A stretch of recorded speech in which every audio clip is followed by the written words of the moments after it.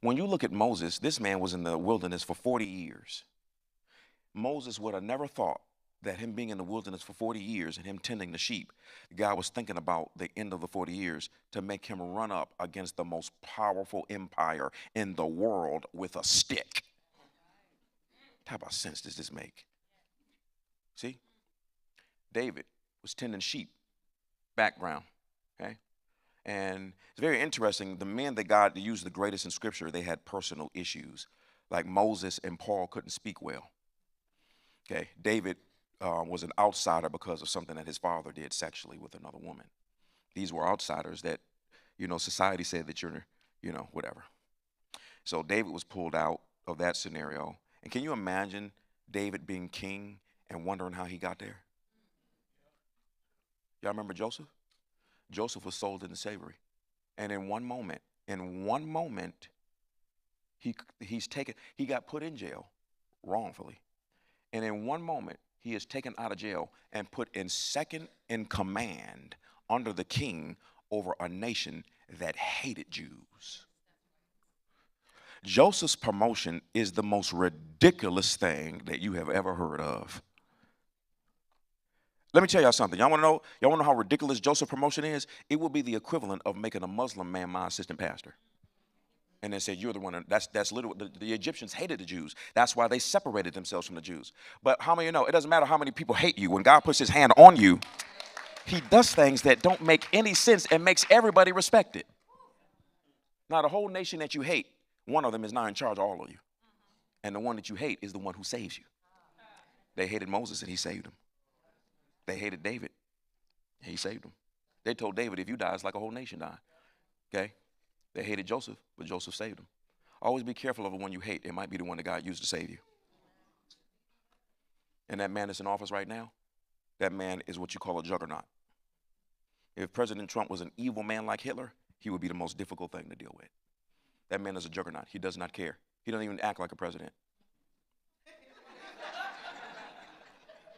You ain't never seen President Trump talk. And I call it presidential school. They teach you when you talk to the people, never point. They say that can be disrespectful. That's why if you look at past presidents, they always do their thumbs up like this.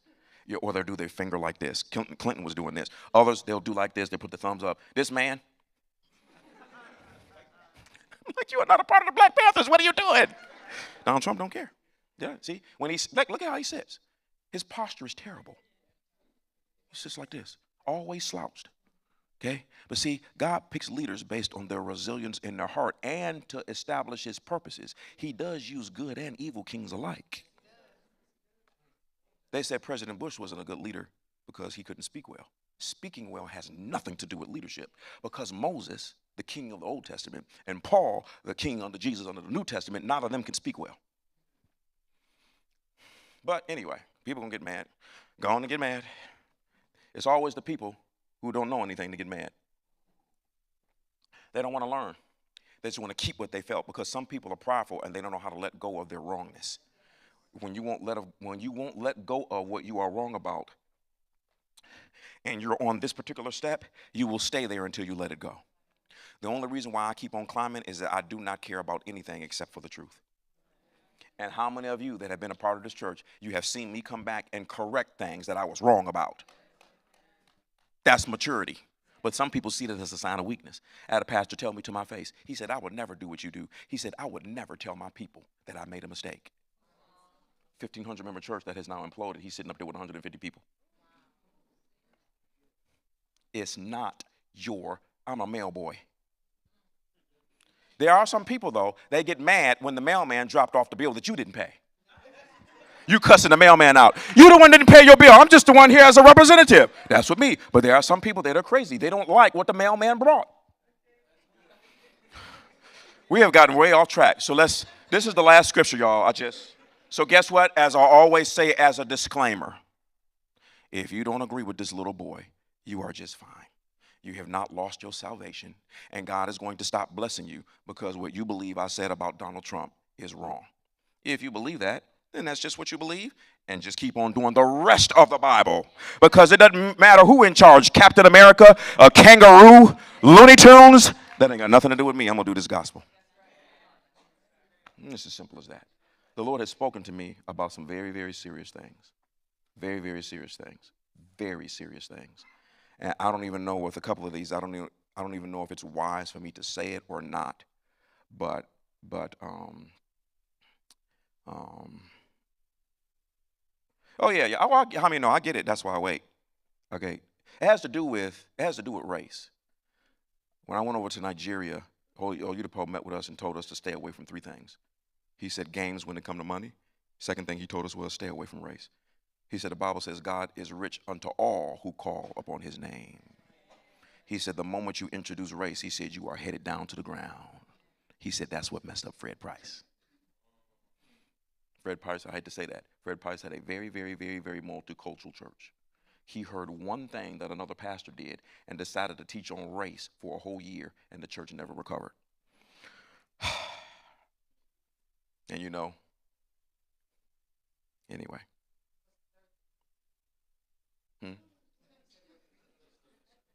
Oh, I don't remember. It's in my notes. Y'all got to remember. Let me tell y'all something. My wife and I, we would go, I'm done, I promise. I'll see you later. See, I'm going to stop asking. So I've had different mentors, black, white, Korean. My current one is Nigerian. It was never based on their race. It was based on their weight. Okay? And so my wife and I, we would go, and he would invite us to the house, and we're sitting there on the couch, and he just dropping bomb after bomb. Any ever been in a situation where it's so good, you don't remember to hit the record button until it's over? And we were like, why did we not hit the record button? And so, but he ministers at the level of impartation. You forget what he said, but it rewired your brain to think about things differently because of what was said. And so yeah, I tend to forget things. It's written down, but I can't remember all of this stuff. Because, man, this is a man that drops bomb after bomb after bomb after bomb. I mean, one little secret that I can share with you, the last time we were there like 3-4 months ago, it was the midweek service. I thought I was in trouble because he called me before he preached. And so apparently he had been praying, and the Lord had spoken some things to me, spoken some things to him about me. One of them he said, let your congregation know. He said, y'all haven't even done anything yet. He said, you can't conceive where y'all are getting ready to go. He said, because you following me and you called to do greater. And I always have my wife. He loved my wife. Boy, that man loves my wife so much. It's just ridiculous. Okay, he just loved his American daughter. Okay, and but anyway, this is one secret. In Christendom in America, you go preach and they give you an honorarium. Okay, some of it is just ridiculous. I remember a church, I won't mention the name if I did, I remember a little small church. They said we wanted this particular speaker, but we could not afford his $10,000 price tag. Sorry, I'm not going to heaven. And the Lord say, you were charging for the gospel and you had money?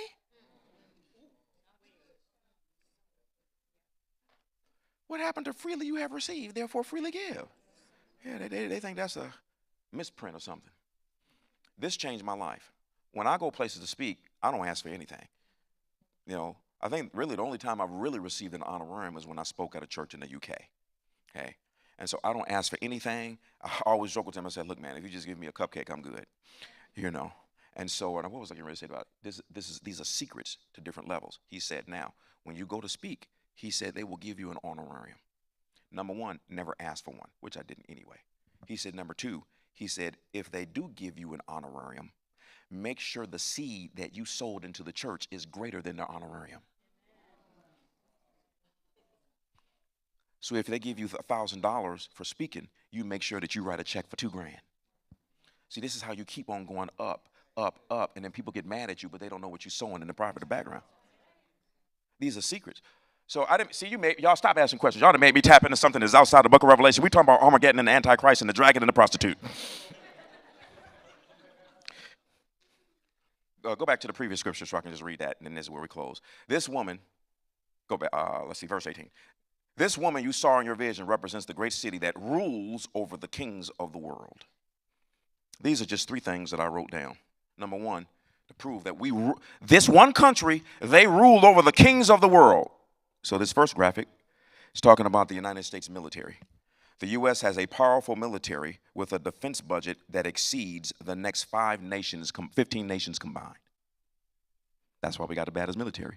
We spend more money on our military defense than the next 15 countries put together. We maintain a significant global presence with a military personnel stationed in approximately 140 countries. No other country even comes close to 10% of that. The United States possesses advanced military technology, which allows it to project power globally. Next graphic, economics. The U.S. has the world's largest economy by nominal GDP, gross domestic product, and is a dominant force in technology, research, and development production. It is home to many of the world's largest companies and stock exchanges. Historically, its economic strength was particularly pronounced after World War II, when the U.S. was left stronger than ever, while much of Europe and Asia was in ruins.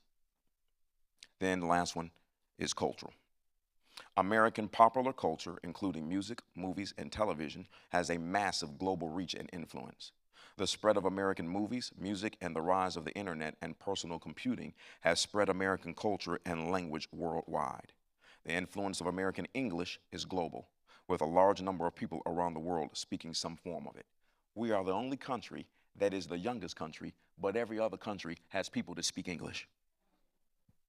So that's what now, that was just an appetizer. When I finish it next week, you're going to be completely blown away. So that's what it meant by this particular country that we see as a prostitute. She is the one ruling over all of the other kings. Yes? And so watch this. And so that's why they showed the prostitute sitting on the beast. And that's why the beast hates the prostitute. Y'all understand what I'm saying? So.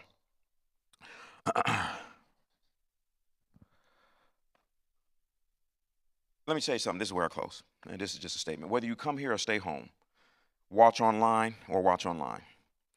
This time together on the weekends is very important, especially the prayer part. Next year is very important. Heaven will be using us to establish things while we're here and while we are gone. So this is where I close. Just a couple of statements, just one last statement. Whether you're here or, you're like, I don't feel like driving to the church, the prayer part in this season is the most important.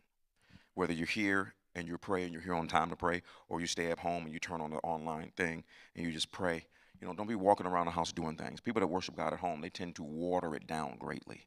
They just kind of wake up half-heartedly. They got coffee, they doing stuff, washing dishes and all that type of stuff. You are not engaged at all, but if you want to stay home, stay engaged. There is something called driving in the Spirit. And I was talking to a couple yesterday, and they are Russian.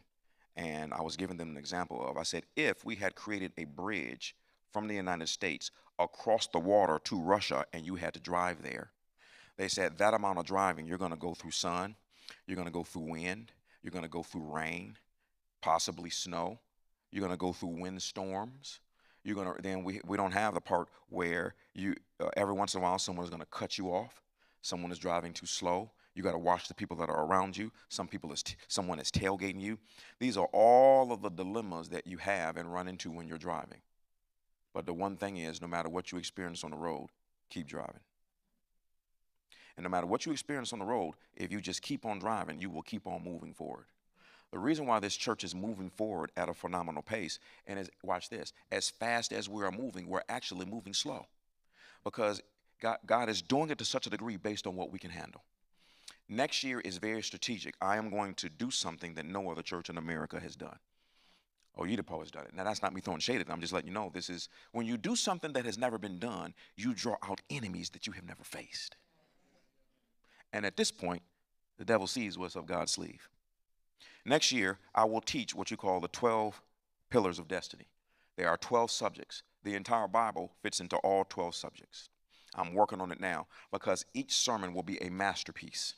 It is 12 subjects that I will teach, okay? 12, boom. One subject a month. It will be tailor-made. Every service will be a new level of secrets that I will reveal from the Bible. You know how in this day and age there are new type of technologies that are coming forward? That represents that there's also new revelation that's in heaven that needs to come forward. You understand what I'm saying?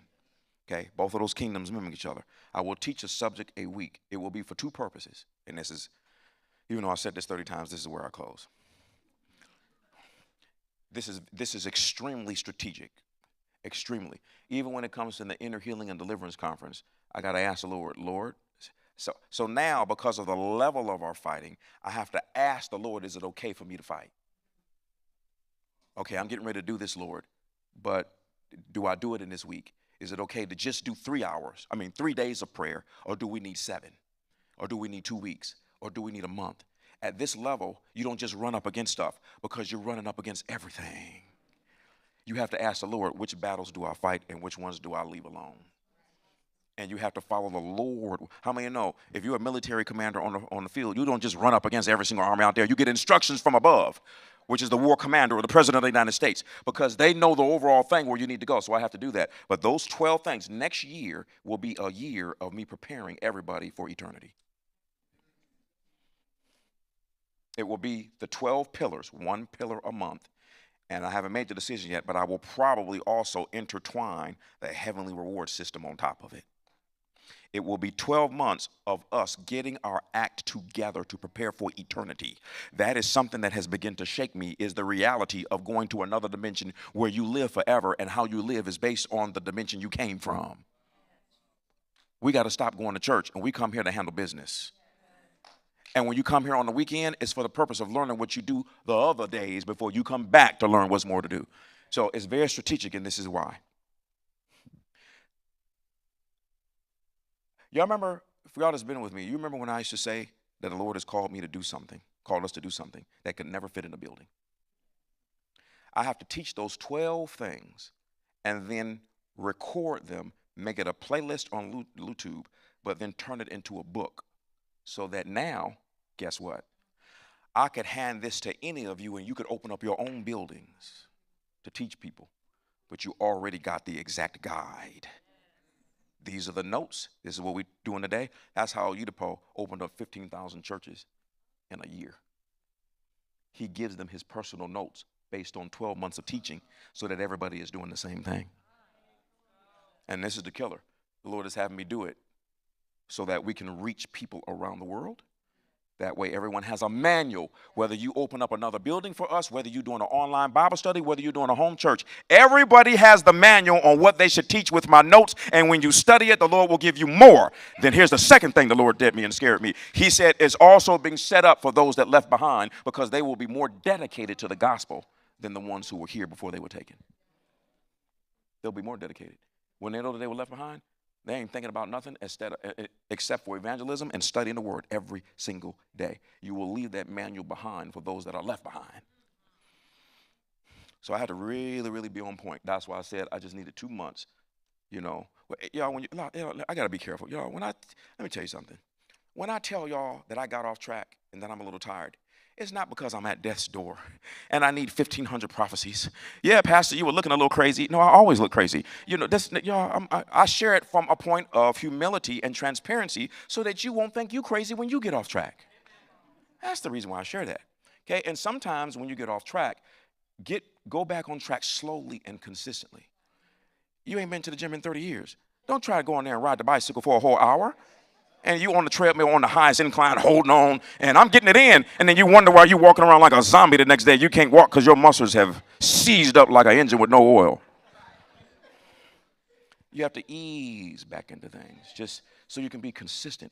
I don't got to go from 0 to 100 overnight. I got off track over a period of time. I'm going to get back on track over a period of time. Somebody said, just take your time. Take your time. Otherwise, if you go too hard, the enemy will overwhelm you in your mind to convince you that you can't do this, when actually you can. You're just trying to overdo it. Compensate slowly, not quickly. You understand what I'm saying? Now, when we talk about saying, no, get out of that quickly, we're talking about spending time with God, spending time in prayer, having Bible study lessons, getting your health together. Just move into it slowly, because if you move into it too fast, you done bought 30 juicers. You don't even know what you're doing. Just go slow. You understand what I'm saying? So, if you're a part of this church or any church that you're a part of, if you're saved, you were picked before the foundation of the world. Not only were you picked before the foundation of the world, you were picked to be here near the end of the world. You were not picked to go to church. You were picked to work alongside other sons and daughters of God in order for us to accomplish God's will. There are things that are being kept simply because of our prayers, and demons have told me that. They have, when I tell you, and I told you about what they said, if we could just stop y'all from praying. Ooh, if we could stop that. He said, but we can't. He said, you all praying together has created a force that we cannot deal with. That's what a creature told me. And then he also told me, he said, and as a result, Satan knows that he cannot beat you. Do you realize how crazy that is? There's several demons have told me that. But do you realize how crazy that is when a demon tells you that Satan can't do nothing with you? Now, many times they're talking to me because I represent the group, but they're talking about the whole group because the whole group is the one that's producing the power. Now, follow what I'm saying? My favorite one, this is where we close for real, because this is my 31st close. Okay, it was just good. See, this is a proof again, you can't go by what you feel.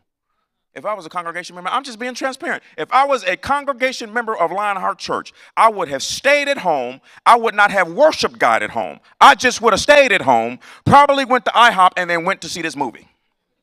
That's your feelings. They can get the best of you. Now, as a result of that, I have no idea what I was getting ready to say. So, yeah, but I don't know what I was getting ready to close with. So, let's stand. I don't try to put on any type of... Oh, that's what it was. My wife and I were casting this creature out of this lady, and these demons came into the room. I still can't believe they told him that. I think I just told y'all that. And the demons came into the room and told the demon and the woman, fight against that preacher, you can beat him. He turned his head to the side. He said, beat him. He said, you know, Satan can't do nothing with this man. This is what he said and how he said it. This man God too. I wish I could put that on a t-shirt, but then they're going to put me in jail and stone me to death, you know. But I'm trying to help you understand that when you're right with God, how the dark realm sees you. This is what it means to be one with Christ. One. You are so one that he gave you his name to use while you are still in planet Earth. Okay, so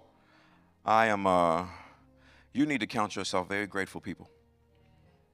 You don't need to count yourself grateful because you're a part of Lionheart Church. You need to count yourself grateful because you are saved and God has put you in a place to hear the truth. God has put you in a place to prepare you for eternity and for us to get ourselves together, because eternity is a long time to think about what you should have done. We have to go very hard. I spent a lot of time on social media the last 3 weeks, and I said, this is a generation that is gone. They have no common sense. They have no morals. They have no integrity. You know, I'm generally speaking. Character is just unbelievable. And so you're not going to get these people by watering down anything. One minister said, he said, you know you're on point when the world hates you. Jesus said they hated me first, so don't be surprised when they hate you. If the world doesn't hate you, it's because you're not preaching the truth. Because Jesus said they hated me first. So if you're teaching what Jesus taught, then they're going to hate you also. But there'll be a few in the midst that will say, you know what? I'm not trying to die forever. I'm trying to live forever. Okay? So based on that, let's put up those salvation scriptures for anybody that's here or online. We apologize to you that are online. The Mac computer decided to join Lucifer for a second and lock us out for a whole hour. I got something for him. Get another Mac computer, so when you lock us out, I'll put in another one. Everything we have to do is very extreme with backups, because the whole world is listening to us. But it says here, all of us must die eventually. Our lives are like water spilled out on the ground, which cannot be gathered up again.